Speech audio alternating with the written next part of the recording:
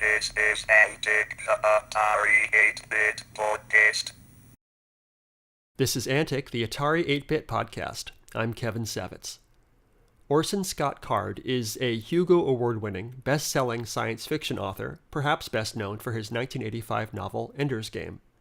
But we're not here to talk about that, because for about 9 months, Orson Scott Card was an editor at Compute Books, where he worked on several books about the Atari 8-bit and other computer platforms. His work appears in Compute's third book of Atari and Compute's second book of Atari graphics. He also wrote extensively for Compute magazine, primarily about computer games. His FontByter and ScreenByter graphics utilities for the Atari computers were published in Compute. Also, he wrote a short story called The Lost Boys, which features a character that plays games on an Atari computer. This interview took place on January 5th, 2018. I was an editor at the Ensign magazine in Salt Lake City, but I was also freelancing a lot of my writing.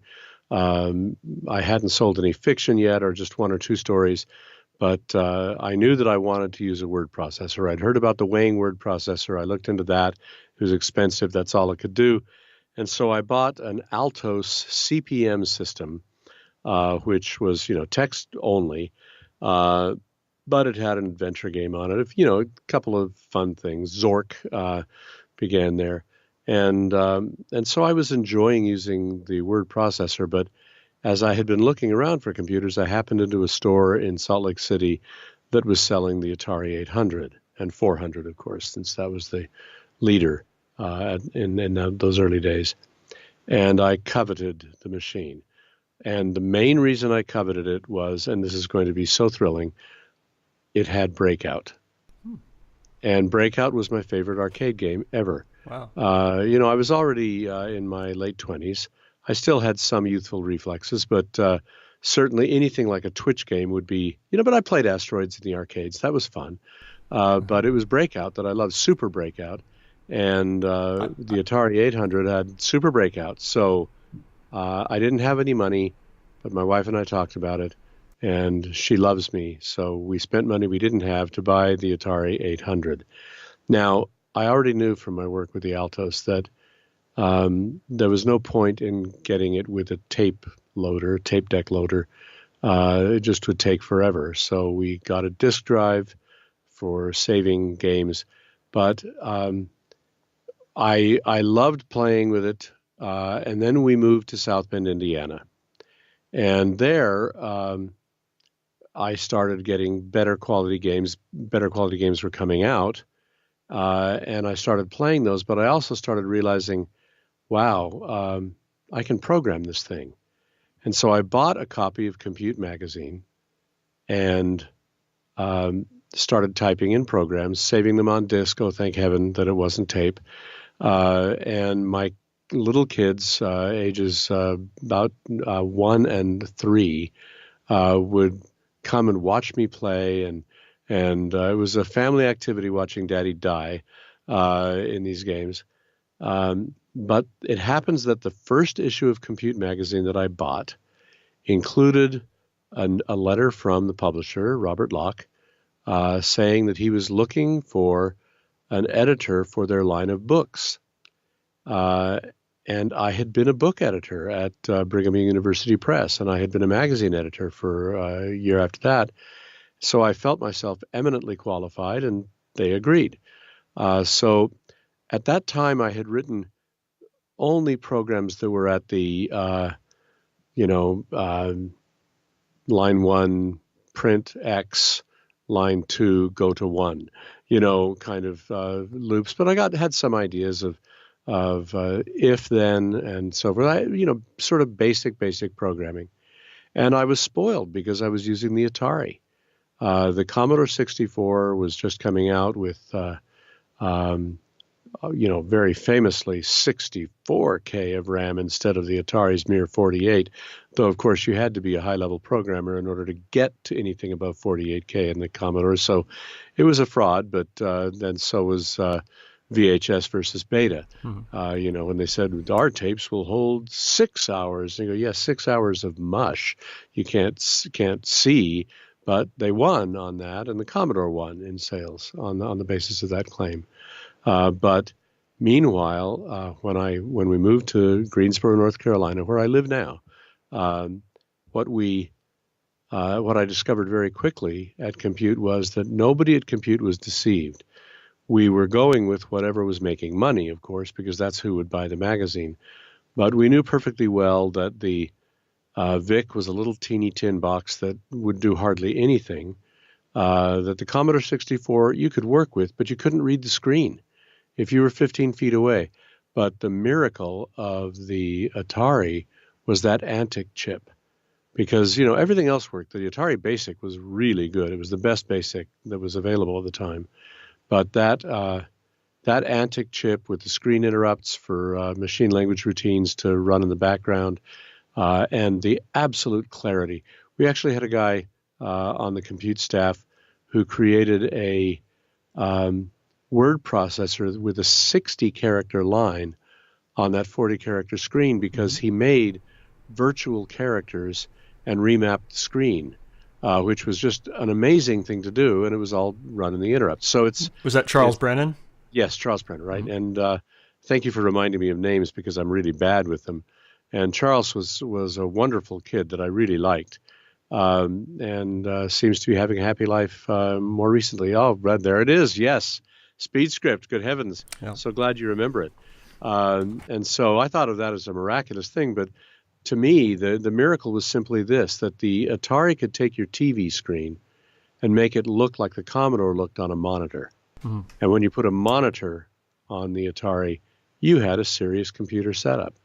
And I began to, tinker, of course, with the programs. When you're an editor of type-in programs, you have no choice but to tinker with them, because if there's the slightest typo, if it does not run as you type it in, then you have failed. Your readers have a right to be furious because you've cheated them. And so I would type in the programs, but most of the submissions we got were from people who were like me, like I had been, with no idea of how to really use the tools of the basic language. So I would end up revising somebody's program. I would show it step by step as they did it, and said, but now here's a more efficient way to get the same result. And instead of a 12-line program, there would be 2 commands on 1 line. And it was great. It was sort of teaching a little bit of structured programming. Here's a subroutine you call, that sort of thing. But it was just such a breeze because of the, as they called it, the compilerpeter of Atari's BASIC. It meant that you didn't have to wait and compile things. You could run any line at any time. Yeah. And the no waiting feature just made the Atari a dream to program. So I kind of resented the time I had to spend fixing people's Commodore and VIC programs, because they were just a pain, and no matter what you did, they'd still be on a Commodore or a VIC. Whereas the Atari was on an Atari, and so it was worth spending time on it. You had said in a autobiographical story that you had expected to be editing books written by people who couldn't write, but in fact you found out that they couldn't program. Well, yes, and that was that I shouldn't make that as a generality, because we had some very clever programmers. It's just that the decision whether to publish a book was not mine. It was Robert Locke's. And he would take on projects that were so incompetent that it meant I was going to write this book while somebody else got paid for it. Wow. I got my salary. I wasn't being cheated. Sure. But that was a frustration when that happened, because, there was one book that he thought was going to sell 1 billion copies.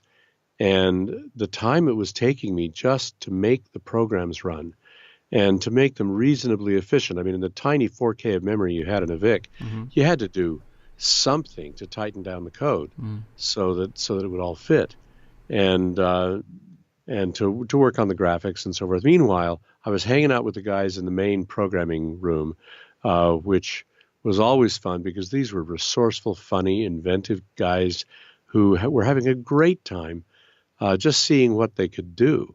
And so they were experimenting with different fill routines, for example, which was essential for any kind of drawing program.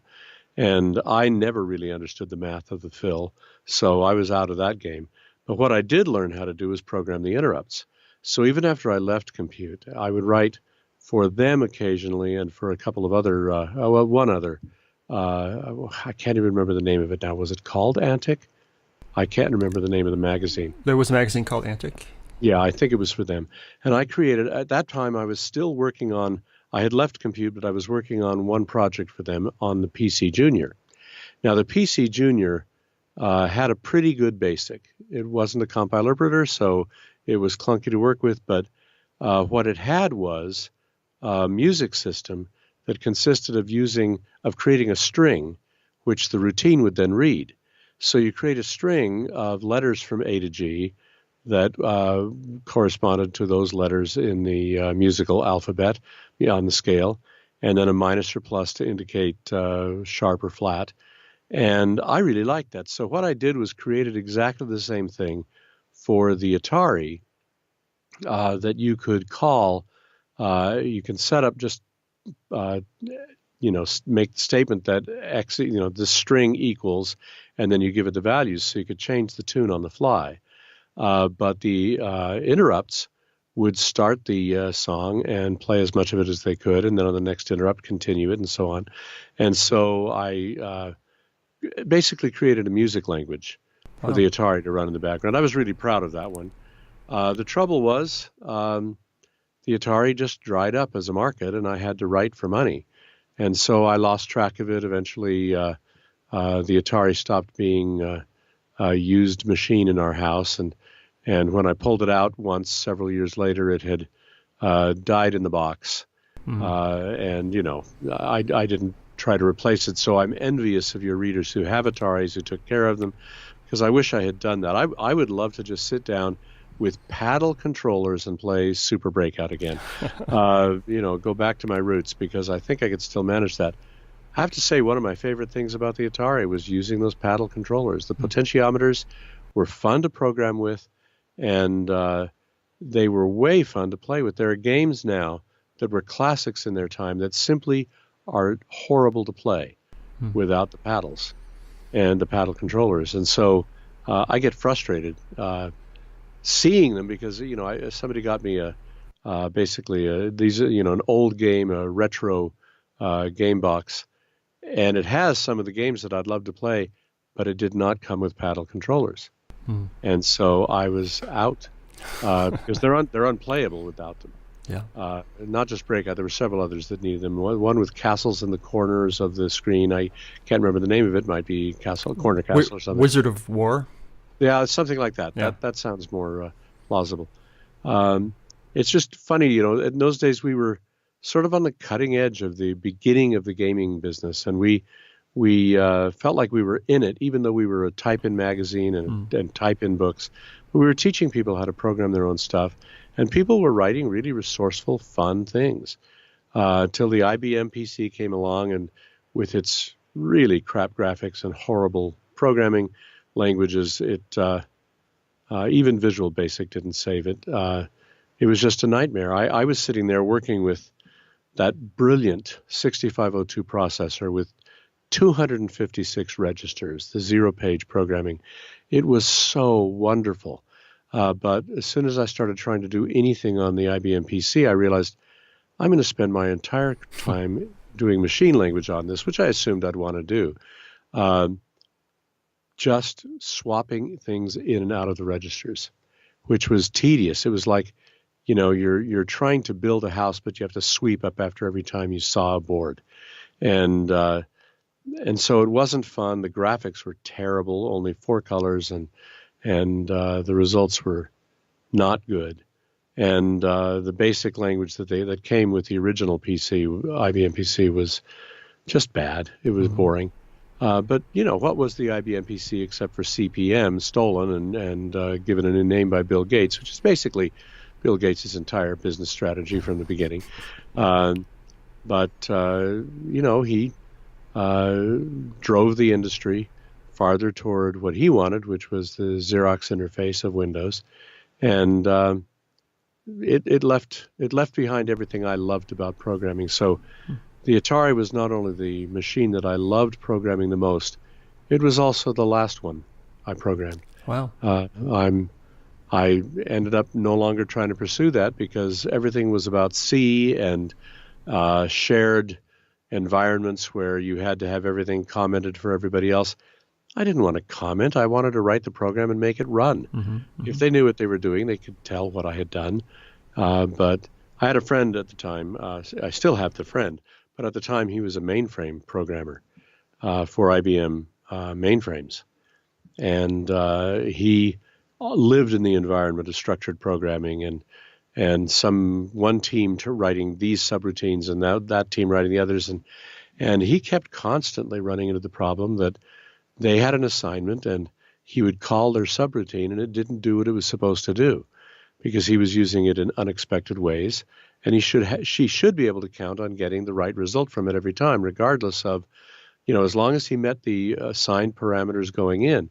And what he would do is he made himself obnoxious by walking over to their place in the building, demanding to look at their code, and then fixing it in front of them, which does not make you any friends in that kind of shared computer programming environment. Right. But it also made it clear that some people knew how to program and some people didn't.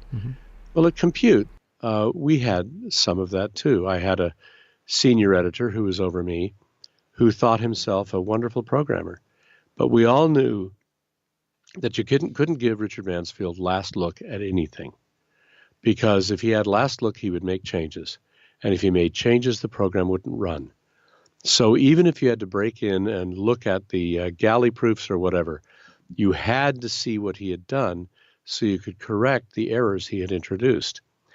He wasn't the only one who did that kind of thing, but he was the only one senior to me, so he was the only one where he had to do it stealthily in order to avoid bruising an ego, because everybody else who was beside or under me could take it. We all could take it. We were cooperative and we were learning together. Nobody knew how to do what we were doing, so it was all new, and we were friends and cooperating. It was great collegiality. Nice. You're talking about programming. I know you wrote FontByter and ScreenByter, which were graphics programs that were published in the magazine. Apparently, though, you also wrote a game for your son that he wanted you to write, and I want to know if you remember anything about that. I think absolutely nothing. I believe that I might have been planning to write a game for him, but I have no memory of ever writing a complete anything except for the PC Junior, which did have a pretty good basic, unlike the PC. But for that, I wrote an atlas of the United States, a historical atlas, where you flip from every 4 years. Basically, it ran with presidential elections. And you could see how the country grew, the states that were added, and you could also follow the presidential elections and see who had carried which states and that sort of thing. I think it was a great program. The trouble was it didn't translate to the PC at all. You absolutely had to have PC Junior's BASIC, and that was dropped when the PC Junior died. So, again, another program that was unfindable. In trying to write a game for my son, he was old enough by then that he was, we had some discipline problems. He would play with his ColecoVision, and when he kept dying, he would start hitting the machine. Well, electronics aren't that fragile. And so we had to, sorry, but if you hit the machine, it will be taken away. The machine didn't do it, you did it. And boy, that's a tough thing for a kid to swallow, because of course the machine did it. The machine was designed to make you fail. And I explained to him, okay, everybody's modeling everything on arcades, where the idea is to keep you playing, keep you entertained, but run you out of time, so that you have to keep dropping quarters in the machine in order to finish your game. And he said, there aren't any quarters. I can't put more quarters in. And I said, I know. And that's why it's stupid for them to program this way. But they do. And if you want to play the game, you have to learn to do that. So he may have wanted me to write a game that didn't do that. And I may have started work on one. But that has fled my aging memory. Sure. He may remember. He's a game designer now. He took this all oh, yes. What happened was that for various magazines, I started reviewing games. I think I even reviewed games for Compute for a while. And I was paid like $100, $150 a pop for these reviews. So you were an employee of Compute Books, but kind of freelancing for... No. After I left Compute. Oh, okay. Then I would write, I think I wrote this column for them. Right. And I did get paid. I was a writer who made his living from writing. Sure. So nowadays people would write these reviews for free and stick them on some website, but in those days it had to come out in print. And so what would happen is I was doing other things, and I didn't have time to sit there and endlessly die. Plus, I was getting older, and I didn't have the reflexes my son had. So we would get a game to review, and he would play it. And he'd play it for hours until he was good at it. And then he would take me through a demo, and he would show me what you do. And I'd watch a few deaths because he wasn't perfect, but mostly he got me to the interesting parts of the game. We were able to see the story, get a sense of how the game really played. And as he did show me all of this, he kept a running commentary on what was frustrating, what was maddening, what was not fun, and what was fun, what made it great, why he loved this game. And he would do that for 3 or 4, 5, 6 games in a month. And I would give him half the money from the column because he was really giving me all of my content. I did the writing, but then he would vet the writing to make sure I hadn't said anything wrong, that I hadn't misunderstood something. And so our cooperation playing those games led to his career. Because years later, we were talking to a company, Amaze Entertainment in Seattle, about them maybe doing an Ender's Game video game. And I went in to talk to them, but I thought Jeffrey would enjoy this. So he was in college, but he took some time off, came up with me, and we did the meeting, the visit together. And wherever we went, Jeffrey would talk. And he would talk games with the game designers and programmers at Amaze as an equal, absolutely an equal. He had played everything that they had played. He knew everything that they knew. He understood how game design worked. All this without ever having actually designed a game. And about a week after our visit, the owner of the company calls me up and he says, now, and we made a deal. He was going to do the Ender's game. And so he said, you have to understand, this is not an inducement. We already have a deal, but I want to offer your son a job. How do you feel about that? I said, first of all, he's not a minor. So this is a lovely courtesy on your part, but I'm not in this. But then I also pointed out that he was a film student and very serious about it. So I really didn't think he'd want to leave that. But by all means offer. Well, are you kidding? Jeffrey jumped at it. He says, Dad, this is what I love. This is what I really want to do. And I said, well, you made movies all the way through high school. And I thought you were heading for a film career. And he says, well, I was, because I didn't have any idea how to enter into game design. I thought I'd have to become a programmer. And they tell me that I don't have to program anything to be a game designer. And so he took off, and that, one job leads to another. He still has no college degree and has no inkling of an idea to make movies. But that's the way computing was. Then, when I started, I had no credentials in computing. I just owned an Atari and had tinkered with it. And none of the other guys. There was no college class you could go to learn game design.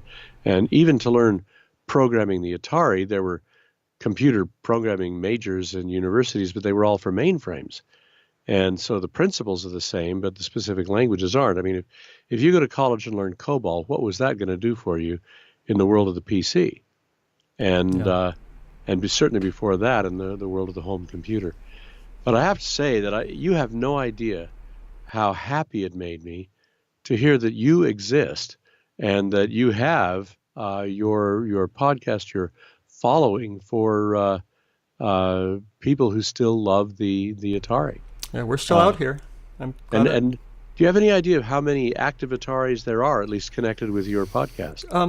It's really hard to know. I mean, our podcast gets downloaded a couple thousand times per episode, and there's a couple of active community forums where people are doing, some of them playing games, some of them programming, hardware hacking. A individual recently came out with a new version of the Atari that fits into a mini ITX case with all new components that runs on magically somehow. That's all new equipment. So there's an active community in the Atari realm for sure. Wow. Because, if I thought there was, yeah, it's not just a nostalgia trip for me. I really miss programming. I miss those nights starting at, after the kids were in bed, 8:30, 9 o'clock.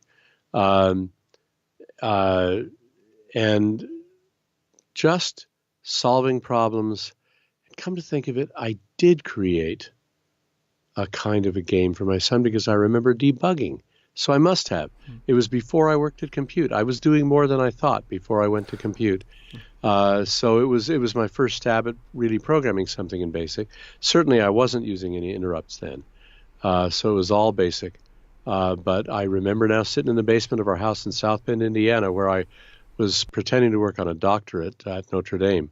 And that noticing that there was now light coming through the basement windows and realizing that I had pulled an all-nighter and I still had class to teach that morning as a graduate assistant. Wow. So not going to bed at all and going in there and trying to be coherent about King Lear after having spent an all-nighter just debugging 3 minutes of a game. But I absolutely loved it. Time passed so quickly precisely because I was having the time of my life. Awesome. A few years ago, I interviewed Bill Wilkinson, and he died a couple of years ago. But I got to talk to him first, and he had a signed proof copy of Ender's Game, and he treasured it. And that makes me happy. That's wonderful. His son still has it, and I communicate with his son Brian, and I saw the inscription you put on there, which is how I knew about the game you had written for your son. Anyway, so really, I wrote to him and mentioned that in the inscription. Yeah, that must have been a long inscription. It was a long inscription. Yeah. I'll pull it up here. Well, Bill was one of my heroes. He was one of the nicest people I ever talked with when I was working at Compute, and just loved him and his wife. And we met at a couple of times at various conventions, and he was just a real mensch. Besides being just astonishingly brilliant at what he did. Do you want me to read the inscription, or should you not care? Okay, hold on. I wouldn't have said anything that I'd be ashamed of. So no. Ender's Game, and it's signed on the cover sheet. It says, "Bill, this is small return for your very kind gift, but I hope you'll enjoy getting my newest novel, hot off the Xerox machine. There are only 5 copies, all but this are with the publisher or agent. Some spots will be familiar, but I think a master of computers like you will appreciate what's been added. And again, thank you for Action, Basic Excel, and Mac 65. Basic Excel has already sped up half-hour games. I wrote a game my son wanted me to write for 6 months in 3 hours using Basic Excel. Is there a Basic Excel users group? Would you like someone like me to start one, or for that matter, an Action users group? Hope you get 1/10 as much pleasure from this book as I have already gotten from your kind gifts. Best, Scott." Oh, wow. Okay, great. I think what that means is that I sort of tweaked and redid the game that already existed. But yeah, that is so cool that he kept that because that manuscript copy is the rarest state of the book now. I hope that Brian knows that he has the most collectible Ender's Game. Though I will say that the value on the market probably does not come close to first edition, first printing. I don't think I can't afford anymore. I don't think he would sell that for $1 million.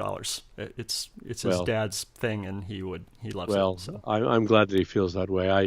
But anyway, I really love Bill. I mean, I can't say that about many people that I knew in the computing world. I didn't hate anybody, but couple, but I worked with them. But the people that I met were mostly just wonderful people, and I enjoyed contact with them. But Bill was just such a great-hearted human being that you couldn't not fall in love with him and his wife. And so how cool that Brian treasures his dad the way that some strangers like me did. Did you ever write anything on the Atari? I mean, anything that was published, a book No, or no. for I yourself? never used it as a word processor. 40 characters a line just was, I couldn't see enough on the screen. Right. I would be better off writing by longhand on a piece of notebook paper. It's the problem that word processing has always had. I can't write poetry or song lyrics on a computer because I just can't see everything that I need to see. When you're writing a song lyric, you're going to be trying again and again to make things scan to rhyme so that each stanza is identical to the one before. So you have to have every every draft present in one draft. So all the crossouts, all of the, you can change your mind and go back in a way that you can't once it's gone from the screen. And you have room to put things in the margins and stick things off to one side.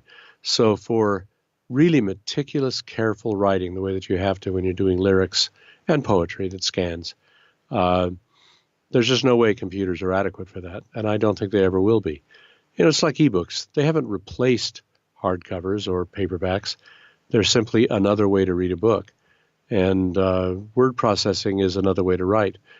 Though I will say that I just bought but haven't yet installed a new keyboard, new to me, that is a kind of a retro keyboard in that it has the stroke and the feel and even some of the noise of an old clickety-clack typewriter. Nice. I remember when my mom was a brilliant typist. She would use a Selectric typewriter, and it sounded like the wind was blowing outside. And there would be a sort of a sweep to it, a faster, slower, but never slow enough to be distinguishable as individual key taps. And the sound of that whirring typewriter, and then I would watch her fingers fly. And what I loved was that she was so perfect and so, I think, arrogant about how perfect she was, that if she made a typo in the last character on the last line of the page, and this is something, a thing with multiple carbons and everything. She'd type somebody's dissertation and there had to be 4 carbons, and so she had to put carbon units together. She would pull the whole thing out immediately. No attempt at an erasure, no attempt at whiteout, because you'd have to white out on all of the copies and it would never look right. And so she would just type the page over again because, as she said, and she was right, it was faster to type a page than to make one correction. That was, though, the thing that made Word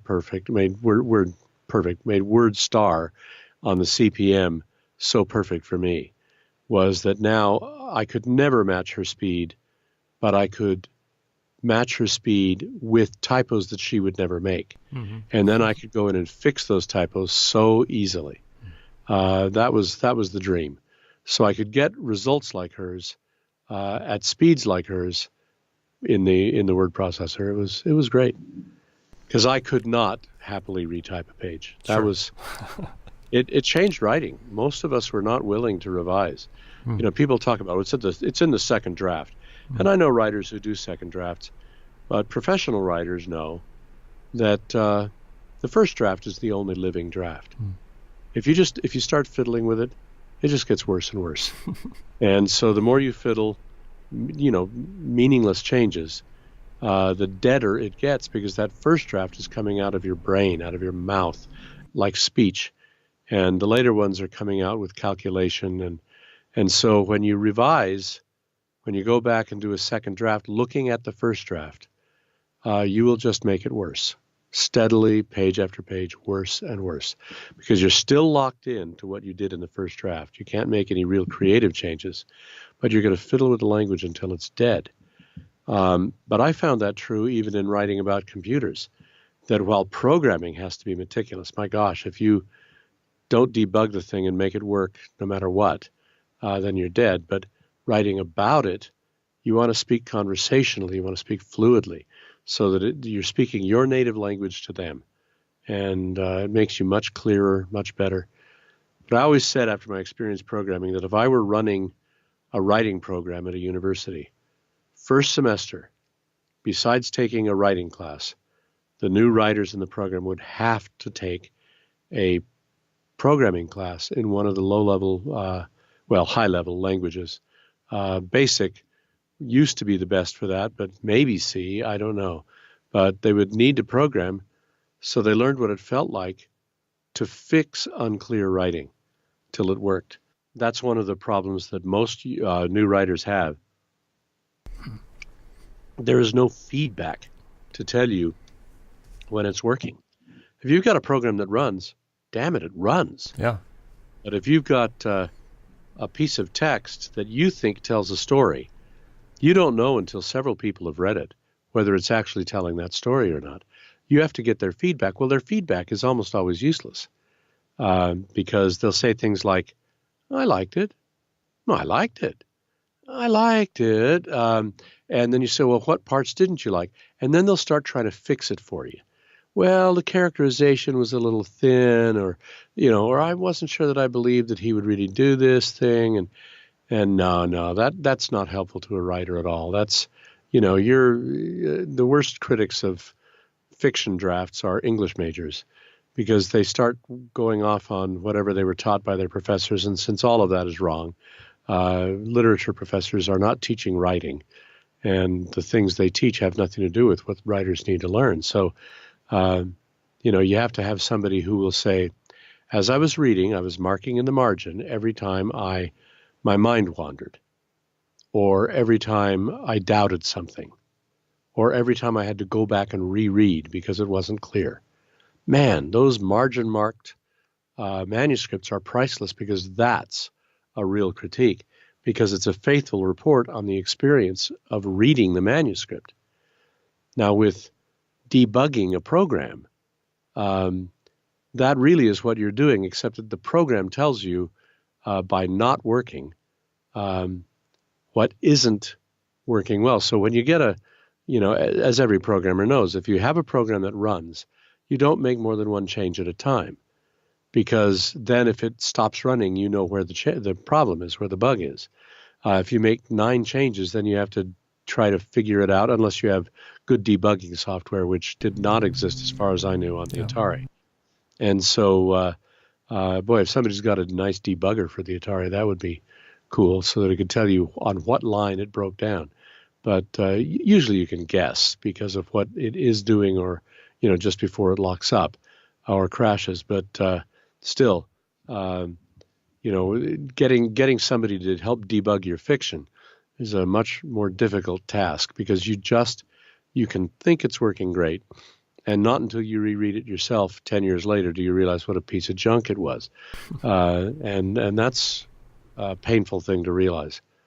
At least with programming, it's a piece of junk when it is sitting there not running.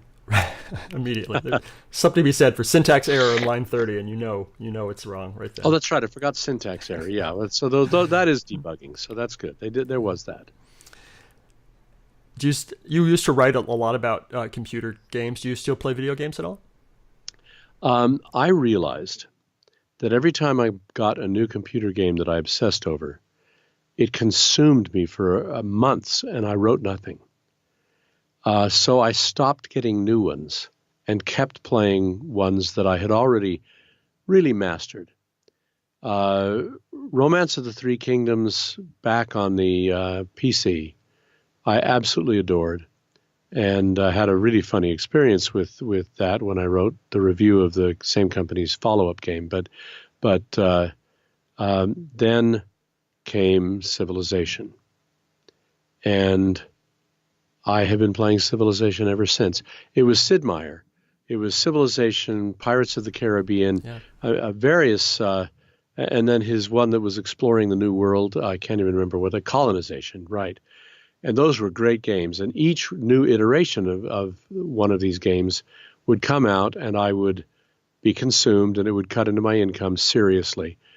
And then finally Civ 2 came out. It was a multiplayer version. I never played multi because I wasn't interested in playing anybody else's version of Civilization, because Civ 2 was tweakable. And so you could go in, there was online material about how you could go in and adapt it to be exactly the game you wanted. So all the stuff I learned at Compute, I realized that Civ 2 had been designed using lookup tables for everything. And so you could change values, and changed the way the game played. So I didn't make it easier. I made it less violent, less worry, because I didn't really want to spend. It's like SimCity. I didn't want to spend my time fighting off stupid random tornadoes. Who cares? That wasn't city design. And the only reason I ever stopped playing SimCity was because I began to realize that they were basing the whole thing on very bad principles of city design. I learned enough about real city design theory that SimCity wasn't fun anymore, because I still had to choose industrial, residential, and commercial, which is the death of a city anyway if you're using those rules. But with Civ 2, I tweaked and tweaked and tweaked until I had my game. And then I would play that one whenever I needed to play a game, but because I knew it so well, I could stop and get work done and then come back. Now it's Civ 5 that I'm still playing. It doesn't have the same lookup tables. I can't tweak it as much as I would like, but I'm still really enjoying it, because let's face it, when it's really Sid Meier involved with the project, or whoever he has ordained as his successor, the game has a quality nothing else has. Well, you notice these are turn-based games, which is not what I was playing when on the Atari. I don't know that many turn-based games. And so I'm old. When everything went to Twitch games, when it was all about how fast your reflexes were, and when it became first-person shooters, I wasn't interested in being blind. I wanted top-down maps. I played the Ultima games until they stopped being top-down maps. Castle Wolfenstein, what is it called? Wolfenstein, yeah. Yeah, it is Wolfenstein. Mm-hmm. I had a friend who was addicted to that, and so was I, until the top-down map was gone. And then I was gone, because I like to have a sense of the whole thing, of what's going on, the shape of it. So I think what you find as you get older is, just like your taste in literature or your taste in movies, your taste in games changes. I look at Twitch games. My son programs Twitch games, and I marvel at what they're able to do now. The 3D displays, the heads-up display, everything they're doing is just so amazing. The game engines they're working with are so, talented, and the AI is pretty effective. But in the long run, I don't belong in that world anymore. I'm in the world of tired grown-up gaming. And so it's that, and the really badly done, the bad AI, which I love, in the computer version of Ticket to Ride. Mm-hmm. My wife and I have it on every phone, every tablet, and on my PCs. So sometimes when I'm sitting down to write, just to get into life, I'll pop up with Ticket to Ride, and you almost have to work to lose it, because the AI is deliberately stupid. But I think it's based on their research that people get too frustrated if the AI comes in and seizes all of the choke points, so that you have to do all these workarounds, and you'll lose every time, because it'll foresee everything. In real life, we play a friendly game. So if we don't really need a choke point, we don't take it, and we leave it for the people who do need it.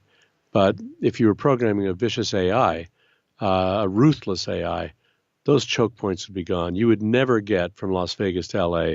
You'd never get from Nashville to Atlanta. You'd never get from New Orleans to Houston, because those would all be gone. And so the computer has these workarounds where it'll take 8 trains to cover what one train would have done, so that it stays out of your way. And then in the end game, instead of completing its routes, it will just lay down its last train load, its last load of train cars, on the longest blank space that it can use. So it gets more train points than you, and then loses on destinations every time. So when you do lose to that AI, shame. You had too much hubris. You overreached yourself, because when it tries to go out, it tries to leave you holding the bag. But see, that's the kind of thing where the flaw in the game is one of the things that makes it fun, because I just love building trains on that map, and I really don't care about the competition. When I play live with my wife, I'll whine all the way through it if I'm losing, because that's part of my fun in playing, is whimpering. But I don't care if she wins. I don't mind a bit. I'm proud of her. She did a great game and played very well. And I'm proud of me when I win. And so that's kind of our ethos at home is we're a game-playing family, board games like crazy, card games, but nothing's at stake because we just don't care. So I'm just as happy to sit down to a game of Trivial Pursuit with friends. In fact, more happy because the company's better than when I'm alone, as I am to sit down to a lone computer game. But getting into the game, 15 minutes spent doing a game or 10 minutes doing a game of Ticket to Ride concentrates my mind, and then I can swing my chair around to the other computer and start writing. So games are still useful at every stage of your life if you happen to find a use for them. So whenever I read another stupid article about how all the screen time is destroying our children's minds, I just think, first of all, there's no research to back that up. It's all crap. Everybody's been screaming about that ever since computer games were invented. And they will do what they want to do. If you've got an outdoor kid, he'll be outdoors. But I wasn't an outdoor kid. I was a book reading kid. And if I'd had computers, I would have been a programming kid from 8 or 9 years of age on. And maybe I would have lost out by not reading quite as much. But I also went outdoors when it was still fun. But when it became organized sports and people yelled at you if you didn't do everything right, or in my case, didn't do anything right, then sports were no longer fun. So why would I play? Instead, I knew that I could get that computer to do what I was telling it to do, and that was a happy thing. Even though there were things that conceptually just frustrated me when I first played Adventure and then Zork, I did not understand how you programmed that because there weren't real places. So what were you doing? There was no graphic in my mind to diagram what I was supposed to do. Later, I did learn. But I just remember my frustration as I tried to program a text adventure and failed because I just didn't know what I was doing, didn't know how to do the virtual map, the mental map, or the paper map that would allow me to move from place to place. It's one of those things where in the era when there was no class, no course I could take, how was I going to find this out? Which is the reason that I bought Compute Magazine and found lots of programs, but very little help for the questions I had. But at the same time, some great stuff. I did learn from it, which is why I applied for a job. But those days are over. If you own an Atari, you're already serious. It's not something that you can just go pick up at Best Buy. I wish it were. Well, there is eBay. There is. And I've had some success getting things from eBay. Yeah. But then again, I have a problem buying used stuff. I went to GameStop once with my youngest daughter back when she was still in high school, and we were buying her a certain amount of money worth of games. She knew not even the money. It wasn't the money. I'd said that I'd buy her a couple of games. So we went to GameStop. She picked the game she wanted, and we get to the counter, and the clerk tries to downsell us to a used one, a used version. And I said, no, thank you. I would like to buy this one and leave. We have other things to do. And so please ring up this purchase, which is the one I want, and we'll go. Well, she kept trying. And I finally, as she kept ignoring my no, I want to buy this one, I finally became a little testy and said, there's the cash register. Ring it up. And I had my stern voice of God voice on. Yeah. My daughter's getting embarrassed. And so the woman starts talking to my daughter, trying to downsell her. And I finally slapped the counter. So there was a physical demonstration of noise and said, I'm the one with the money. She doesn't have any. If you don't sell it to me, you're not going to sell it at all. And so we left without buying it. And I went somewhere else and got it. So she got the game she wanted from somebody who would sell me the new one. I have a real aversion to used. My son later explained to me, said GameStop doesn't make any money on new games. They make all their money on the used games. So to them, selling the new game was dismal because it meant no net income, whereas selling the used game meant they made pretty much the face value. Whatever I paid, they got. And so the $10 was $10 to GameStop, and the $49 or $79 was 12 cents to GameStop if they were lucky. Sure. So I understand that. What I don't understand is the clerk who drives a customer away, because I haven't shopped at that GameStop since, and never will. Just like after a bad waiter experience at a Ruby Tuesdays, I've never been in another. I just hold a grudge. I hold a grudge against the whole chain because of one employee. I have no idea why. It makes me a bad person, I know, but nevertheless, that I have to recognize who I am. But it's one of those weird things when you're a computer gamer, programming or just playing. The finance of it is so weird. It's not like anything. We call it game publishing, but it's not like publishing. And it's not like movies. It's not like anything. It's its own beast financially, and it's insane. It makes no sense at all. I have worked on a couple of video games doing writing for them, the part of the text, whatever comes up, the storyline. And I have watched a publisher set a deadline and then force the programmers to stick to that deadline, even though they said, in one more week, we could release a bug-free version. Please give us the week. No. And so the game is released. It's buggy. Word spreads quickly. Sales plummet, because who's going to pay money on a buggy game? And the franchise is dead. They killed it because of a week, because they had to meet their deadline. And here's the funny thing. So what if the press is waiting for the game to come out? So what if the press says nasty things when you're late, when you miss your deadline? Who cares? Because if you bring it out before it's ready, then you might as well not bring it out at all. You're just going to lose your investment. And so some publishers understand that, some don't. And then you get weird things like, Microsoft with its monopoly on Xbox. At first, they pay a good royalty to the people who create their content. And then it starts shrinking and shrinking as management gets greedy. And then better and better programmers stop programming for that platform. And they end up getting worse programmed stuff. They have a few geniuses who'll bring them something and are glad to get any amount of money, but those are rare.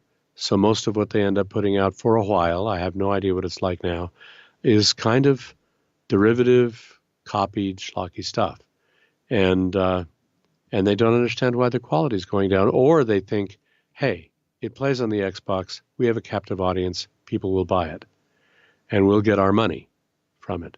And once somebody has that attitude, I once talked to a guy who was on the programming team for Disney for their games. And he said, we were making great games. And they were. They were brilliantly reviewed. Everyone loved them. And they were, it was a mark of quality in the industry to be a Disney game. And I was talking to him, and he was just really sad. He said, I've lost most of my team now.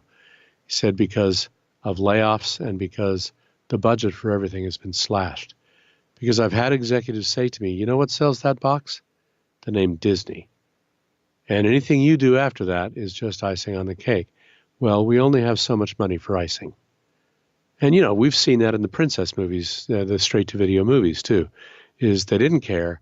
They felt like they owned their audience. But as soon as you get that attitude, the games just fizzled and died, because you can put the Disney name on a game and it doesn't make it good. Ran into the same thing when I was asked to novelize a Star Wars movie. And the deal was no royalties and no foreign rights, no foreign sales. And I said, look, when I novelized The Abyss, the thing sold way better than most novelizations because it had my name on it. And my readers bought it. And it also got foreign sales that novelizations don't get, because they know novelizations usually crap. And so you got all this money. I mean, the publisher of The Abyss, Pocket, got all of that money from the foreign sales. But I still got my royalties. I got my share. So I said, I'm bringing value to this. And their attitude was, no, you're not. The only value is it says Star Wars on the cover, and there are letters on every page. And, there are people who still were willing to do it because the upfront money was good. But I make my living from the back end. on books. And so, that's one of the problems with computer games is where are the royalties? Where are the famous game designers? There are a few who get their name. Some of them don't deserve it, but some of them do get their name on the box. I don't know if it makes them rich. There are really big name programmers who I suppose can start their own shop. And at that point, you're making your own deal and you're getting owner money and not royalty money. But it's a screwed up business, and really hard to work in, because most of the people doing it are salaried, and their salary doesn't go up. When the game succeeds, they might get some nice bonuses. That's good, but it's always at management's option. And if sales tank, then their team gets laid off. So your job is always on the line, but you're never going to get rich from the game you program. Whereas as a novelist, most of the time I'll be lucky if I earn out my advance. But every now and then there's a book that just takes off and has a long life. Mm-hmm. And if you're lucky enough to have one of those, you have a career. Mm-hmm. But in gaming, where's that career? How many people get it? I don't know. It's like you're a basketball player in college, and the NBA consists of 5 guys on one team, and that's it.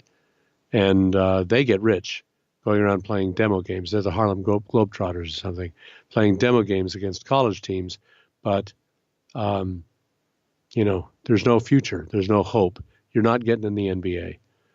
There's little enough hope as it is. But with programming, I wish it were still the days of making a game in your garage or your basement, because I'm not sure that we didn't get better games then. Yeah. Yeah. We're way off of Atari now. That's right. No, it's good. Okay. I'm thrilled. But going back to Atari, I gather that you left compute books because your real writing career was taking off, and it was just time to move on and focus on that. It was that simple? I wish it were quite that simple, but that's it. I mean, I looked for a job because of the recession in the early 80s. All of the publishers borrow the money they pay writers for advances. So they not only have to make back the advance, they have to make back the interest they paid on it. And when the interest rates were at 21, 22, 23%, they just stopped buying anything because they all had a backlog of a year or two's worth of books. Well, I was living advance to advance. I hadn't written Ender's Game yet. I had nothing that had earned out its advance. So I wasn't getting any royalties. And suddenly nobody was buying anything, or they would offer ridiculously low amounts of money. I'd gotten advances of $30,000 and $50,000, and suddenly I was being offered $15,000. If I went there, that was my price from then on. And so I had to say no, but I still had to feed my family. And I asked Notre Dame's English department for leave of absence so I could write a book. And I didn't get it because the financial problems of living writers are no concern of theirs. Besides, I wasn't a real writer. I was writing science fiction. So I dropped out of the program and took that job at Compute. Oddly enough, I was offered a game design job at ColecoVision at the same time. So I went to both Hartford and Greensboro. And my wife and I decided that we just liked the life that seemed to be there in Greensboro, North Carolina better. And we have never regretted that choice. Nothing against Hartford, but we had done Northern Industrial City in South Bend and didn't need another. So we loved that. But 9 months after we got there, I was offered a good contract on series, my Alvin Maker series. And it was enough money that I could stop working at Compute because oddly enough, even though they paid me a decent salary, a fair salary at Compute, I lost money every day I worked there because even the freelance stuff that I'd done that wasn't novels, I had made more money. But while working at Compute, I was working 10, 12-hour days. There was no time to write anything. So for 9 months, I wrote nothing except for what I wrote for Compute. And we were losing money on that salary. So I had to quit in order to go back to making a better living as a freelancer. And so I gave my notice and I left. But I had been the book editor for 9 months. The books were going well. My replacement was a guy I had been working with and sort of training. So I wasn't leaving them in the lurch, but they did offer me a couple of books as I left. One was the PC Junior book. And even though by the time I finished it, and I did it very quickly, just a couple of months, the PC Junior was dead by the time I turned in the manuscript. So I don't think my book was ever published. But, and I don't, you exist doing Atari. I doubt there's a PC Junior group that's doing similar things. Really doubt it. So it's just, one of the, nobody would voluntarily use that chiclet keyboard anyway. So terrible physical design with some great programming stuff. I just got a new Mac, the new iMac Pro, and it just unwrapped it, and it's got this keyboard, and I was literally going PC Junior. This is a PC. It's Junior. not raised as high as the PC Junior, so your fingers don't slide off the keys. Is it true you tried to give 2 weeks notice and they walked you out of the building right then and there? These people didn't know how to manage a company. Yeah. They were paranoid, and so they did because they could. It was just silly because what great secrets did they have? The only secrets that I had were my programming skills, and they were willing to let go of them. So fine. So even though it was an insult, I had been insulted worse while I worked there. The people above me were kind of clowns. They didn't know how to manage, and they were trying to manage. Whereas the team beside me and the few people below me on any project, they were great. It was a joy to go to work every day because those are the people I was working with. But the people who had me walked out of the building were the clowns who were in charge of the thing. And that's fine. They can run the company however they want. And, I got away even faster. Yeah. So is there anything in the Atari realm that I haven't asked you that I should have? Well, if you brought up stuff, then I would undoubtedly have responses, but it's been long enough ago. I mean, You know how long this has been going on. I mean, one of the things I can't believe is that the electronics were built so solidly that they're still running. Yeah. That's kind of amazing. I can't keep a Windows machine going for 5 years without 5 having minutes. something fail. And a phone starts acting up and getting crazy pretty soon. But boy, they built those Ataris. Yeah. The company knew what they were doing. They built the Ataris to the same level of same standard, it seems to me, as they built their arcade games, meant to take a beating and still run, because it was an investment. It was thousands of dollars in those that they invested in those arcade machines, and they had to earn out. And so they built them to last, and that's how I felt about my Atari, that it was built to last. It's also why I got mad at Jeffrey when he slapped his machines. Slapping a desk to get a clerk's attention is different from slapping the Coleco because it keeps killing you. Yeah. Okay, I think this will be my last question. Okay. If you could send a message to the Atari computer users that still exist, and you can right now, what would you tell them? Well, just that I think they're lucky and they're smart, because you folks are working with one of the great technical achievements of all time. The Atari was brilliant in its time, and even if it can't do the jobs we expect computers to do now, or heck, it can't do the jobs we expect our phones to do now, nevertheless, in its time, for what it was perfect. And the joy of working with that 6502 processor, the joy of looking at the screen with that Antic chip, working with that self-compiling BASIC, you are in the best of all possible worlds. Anybody who's working in computers who isn't on an Atari is suffering by comparison.